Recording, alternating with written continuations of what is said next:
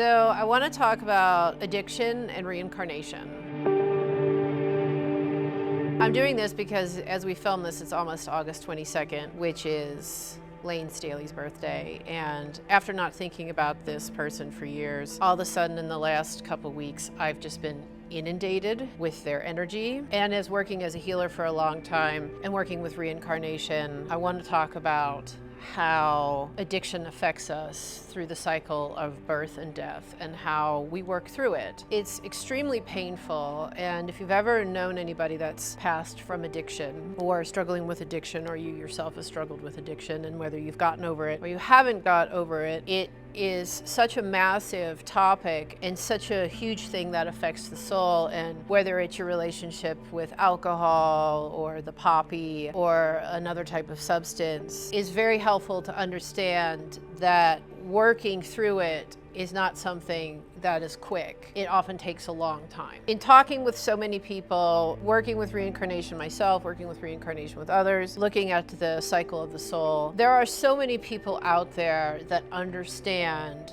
that they have struggled with addiction in incarnations previous to this one. I can tell you so many people, for example, who I knew who liked to use drugs, but they understood they needed to stay away from anything to do with the poppy or anything to do with alcohol. And they have said to me openly, I know I died from this in another lifetime and I can't do it again. And what that means is it takes a long time, sometimes incarnations over thousands of years, to grow strength to work out of being addicted to something. We see so many people, celebrities or people we care about, who perish from addiction. And it's easy for us to think, oh, if they would have done this, or they would have tried this, or if they would have worked a little bit harder here. But the truth is that it takes a long time to build structure in the energy field. And you have to have so many lifetimes of doing the same thing over and over again to make a decision to move in a different direction. These experiences of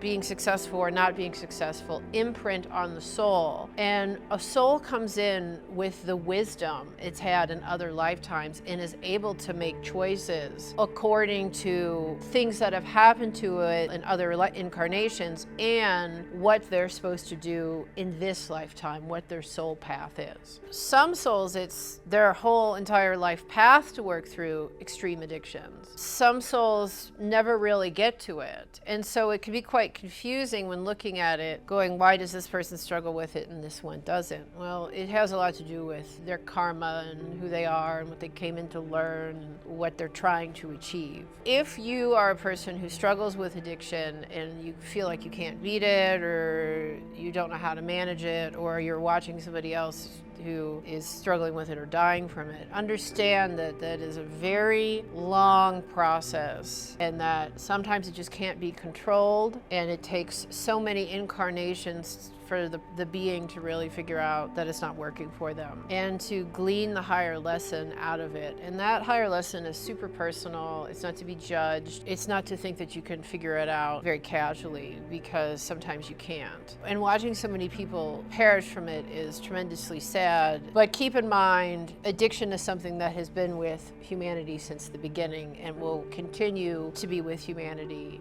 until humanity ceases to exist. The method of it and the substance may change, but the lesson will always stay the same. And if you want to work with a crystal that helps with addiction, one of the best ones is to fill your living space with amethyst. It may not necessarily fix the problem, but you may start to stabilize a little bit more if you're trying to work out.